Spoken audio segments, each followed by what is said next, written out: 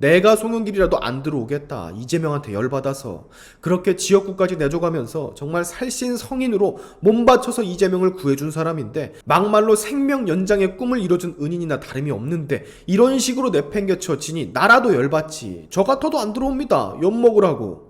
자, 민주당의 돈봉투 사건, 그 여파가 식을 줄을 모릅니다. 해당 사건을 맨 처음 알렸던 이정근, 그녀의 핸드폰에 저장되어 있는 수년간의 녹취록, 제가 알기로는 수백 수천 개가 있는 걸로 알고 있는데, 이 말은 즉슨 날이면 날마다 새로운 사실의 녹취록이 세상에 튀어나올 수도 있다라는 그런 얘기거든요. 이재명과 민주당은 아마 지금 이것 때문에 정말 골머리를 썩고 있을 것 같은데, 프랑스에 있는 송영길 역시 뭐가 어디서부터 녹음이 되어 있는지 모르는 상황에서 짱구 엄청나게 굴리고 앉아 있을 거고요. 엔간해서 여러분, 이 민주당의 고난의 행군, 돈봉투 사건 쉽게 끝날 것 같진 않아 보입니다. 오늘은 이것과 관련한 몇 가지 소식을 좀 전해드리도록 하겠습니다. 자, 송영길의 이야기가 등장하는 강래구 이정근의 새로운 녹취록이 튀어나왔어요. 이 녹취록의 내용을 듣고 있자면 송영길 본인도 돈봉투를 뿌린 것 같다라는 정황이 포착이 됐거든요. 만약 이 녹취록의 정황이 사실이라면 송영길은 더 이상 정치를 이어나갈 수 없는 그런 상황이 될 것이고, 지금 이 돈봉투 사건에 엮여있는 국회의원이 돌고 있는 찌라시 내용으로는 24명 정도 명단까지 나와 있는 걸로 아는데, 제가 뭐 찌라시일 뿐이라서 언급은 못 해드리지만 야, 이거 초선 의원, 병아리 의원들도 돈봉투에 관련이 돼 있었네. 미쳐가지고 말이야. 자, 아무튼 해당 녹취 내용을 여러분께 직접 들려드리도록 하겠습니다. 해당 녹취 내용은 강래구 씨와 이정근 전 부총장과의 통화 녹취록이에요. 같이 한번 듣고 가시죠. 성만이 형이 준비해준 걸 가지고 인사를 했습니다. 내가 그때 잘했네, 잘했어 막 그러더라고. 그냥 우리는 왜 저번에 왔을 때 강 감사님께서 뭐 이렇게 신나게 주셨잖아. 그러면 이제 우리는 뭐 그게 됐으니까 그냥 이제 뭐 더 안 해도 되는 건가? 아니 영길 형한테 이제 좀 물어보고 아직도 20일 정도가 남아 있는 거 아니에요. 그러니까 뭐 막판에 스피치 낼 때 한 번씩 더 해갖고 따라 누구 얘기를 하길래 그래서 참 열심히 하네요 그랬더니만 영길 형이 그러더라고. 그래서 안 그래도 내가 조금 저 처리해줬어. 더 열심히 하라고 그래서 영길 형이 그 뭐 어디서 이제 구했는지 그런 건 모르겠지만 내용은 모르고 많이 처리를 많이 했더라고. 뭐 야, 이는 뭐 이 많이 해줬어. 아, 그래. 송영길 의원이? 음. 잘했네. 근데 그걸 뭐 누구를 얼마나 줬냐 이런 것까지는 몰라도 되겠지만 그도 뭐 어떻게 누구는 조금 했다 정도는 알아야 우리가 그래야 되지 않나? 모르는 건 모르는 게 가장 좋은 거고 그냥 우리는 우리대로 그냥 하는 게 좋은 것 같아요.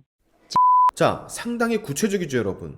지금 삐 처리된 부분은 가장 많이 돈을 받은 그 어떤 인물, 그 인물에 대해서 삐 처리가 된 것 같은데 요건 나중에 공개를 하려고 그러나? 아무튼 마지막쯤 대화 내용을 들어보시면 송영길 본인의 선고를 돕는 누구에게는 송영길 본인이 직접 내가 조금 처리해줬어. 더 열심히 하라고. 라는 이 말을 했다고 나와 있죠. 이 말은 말이죠. 송영길도 지금 직접적으로 이 건과 관련이 있었다라는 아주 직접적인 증거가 될 수도 있어요. 영길이 형이 뭐 어디서 구했는지는 그런 건 모르지만 많이 처리를 했더라고. 까지 강래구 씨가 언급을 하는데 그게 뭐 돈봉투 말고 특정할 게 있겠습니까? 그쵸 여러분? 자, 이렇게 돼버리면 그간 송영길이가 주장을 했던 나는 몰랐다 시전이 먹히지가 않는 그런 상황인 겁니다. 이재명과 똑같이 나는 몰랐다, 나는 관여하지 않았다, 부하, 개인의 일탈이었을 뿐이다 라는 답변들이 너무 무색하게 돼버린 거예요. 역시 이것들은 일단 우기고 보는, 뻔히 들킬 걸 알면서도 일단 우기고 보는 그런 습성이 좀 있는 것 같습니다. 자, 근데 더 큰 문제는 이거예요, 여러분.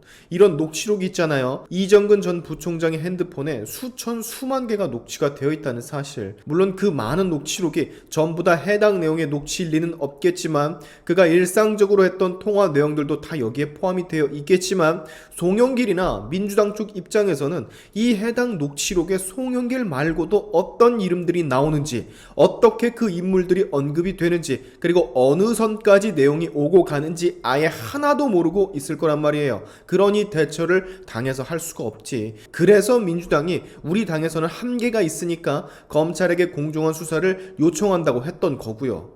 지금이야 여러분, 그 당시 전당대회 때 가장 많이 득을 본 게 송영길이라 이렇게 송영길 중심으로 매스컴을 때렸대지만, 이제 조금만 더 있으면 이 돈봉투 사건에 연루된 모든 국회의원들의 이름 시간만 지나면 다 언급이 될 거고 공개가 될 거거든요. 그 중에는 우리가 흔히 지금 매스컴에서 엄청나게 많이 접하는 민주당의 의원들, 네임드라고도 하죠. 깝치는 애들, 그런 애들의 이름도 혹시 보게 될 수도 있단 말이야. 아주 난장판, 개난장판이 따로 없을 겁니다. 특히 극친명이라 꼽히는 의원들도 몇몇 포함이 되어 있다라고 하던데, 게다가 경기도 쪽에 지역구를 두고 있는 사람, 저는 그거 딱 듣자마자 한두 사람은 바로 떠오르던데, 지역구 의원뿐만이 아니라 비례대표도 있을 수 있겠죠.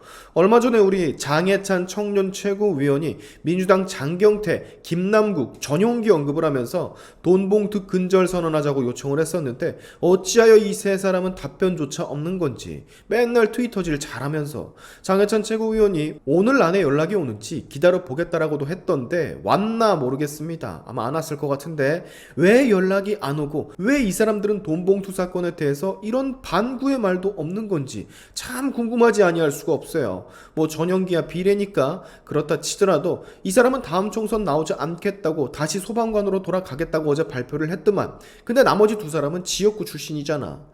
자, 지금 송영길 대표를 향해서 민주당 초선 의원들이 송영길 귀국하라고 오늘 성명 발표를 추진한다라는 이런 소식도 지금 들려오고요. 박홍근 원내대표도 송영길 조속 입국을 해서 설명 과정을 밟아야 한다고 압박을 하고 있는 것 같고, 지금 대체적으로 일단은 국민들 눈에 가장 크게 보여지는 송영길이란 굵직한 정치인을 민주당에서 아예 도려내버리려는 이재명의 생각을 우리는 엿볼 수가 있죠. 그래도 본인의 은인인데, 아직까지 목숨 연명하게 해준 생명의 은인이라고도 할 수 있는 사람인데 이렇게 가차없이 제껴버리니까 역시 이재명은 피도 눈물도 없다라는 걸 새삼스럽게 다시 느끼게 됩니다. 근데 여러분, 겁나 웃긴 게 하나 있습니다. 역시 이들의 내로남불은 안팎을 가리지 않아요. 이 돈봉투 사건 때문에 또 우리는 엄청난 민주당 정치인들의 내로남불을 목격하게 됐어요. 자, 이들이 선당 후사라는 말을 꺼냅니다. 한겨레 기사의 타이틀인데, 자, 이게 무슨 말이냐? 송영길이 당을 생각한다면 바로 입국을 해서 조사를 받아야 하거늘 프랑스 현지에서 기자회견만 연다고, 그러니까 적극적으로 이 게이트를 해소하려고 하는 모습을 보이지 않는다고, 송영길에게 선당후사 모습을 보이지 않는다고 비판을 날리고 있어요. 자, 근데 우리 불과 얼마 전까지 이 선당후사 안 한다라는 말 누구한테서 가장 많이 들었었죠? 네, 누구긴 누구야? 이재명이지. 야, 이 선당후사를 지금 제일 안 하고 있는 게 이재명이랑 이재명표 민주당 지도부 아닙니까? 적어도 이들은 선당후사라는 말을 꺼내면 안 되는 거죠. 그렇지 않습니까? 당을 아예 통째로 찢으려고 하는 이재명은 가만히 두고선 이번에 송영길 한번 걸렸다고, 그리고 적극적인 자세 안 보인다고 선당후사 내팽겨쳤다라는 이런 말이 오고 간다라는 건, 이것들은 진짜로 내로남불의 그 유전자를 모두 다 가지고 있는 그런 족속들이 아닐 수가 없는 겁니다. 아니, 가장 문제가 되는 사람은 아직도 뻔뻔하게 윗자리 차지하고 앉아있는데 선당후사는 그 사람부터 해야 되는데, 송영길이 예명을 지금 민주당 대표기를 하냐? 뭐를 하냐? 지금 이재명한테 시계 배신 때려 맞은 것도 억울해 죽을 것 같은 사람인데, 지금 민주당 얘네들은 어떻게든 위태위태한 본인들에게 송영길 이 돈봉투 게이트가 치명적인 막타처럼 들어올까봐 이리 안절부절하는 거거든요. 게다가 많은 현역 의원들도 엮여있고 말이죠. 즉 송영길을 재물처럼 바치겠다라는 건데, 야이씨, 내가 송영길이라도 안 들어오겠다, 이재명한테 열받아서. 그렇게 지역구까지 내줘가면서 정말 살신 성인으로 몸바쳐서 이재명을 구해준 사람인데, 막말로 생명 연장의 꿈을 이뤄준 은인이나 다름이 없는데 이런 식으로 내팽개쳐지니 나라도 열받지. 저 같아도 안 들어옵니다, 엿먹으라고. 아무튼 여러분, 이 선당후사라는 말을 얘네가 꺼낸다는 게 저는 개인적으로 너무 어처구니가 없습니다. 선당후사라는 말을 꺼내려면 이재명부터 쳐냈어야지, 당연히. 그게 진정한 선당후사 후사지 이엠병을. 그렇죠.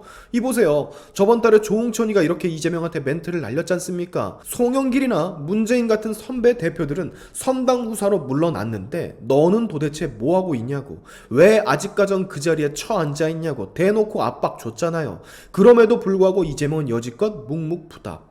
근데 뭐 이제 힘이라고 다 잃은, 그것도 해외에 있는 송영길에게 선당 후사를 논해 힘도 다 빠진 양반한테?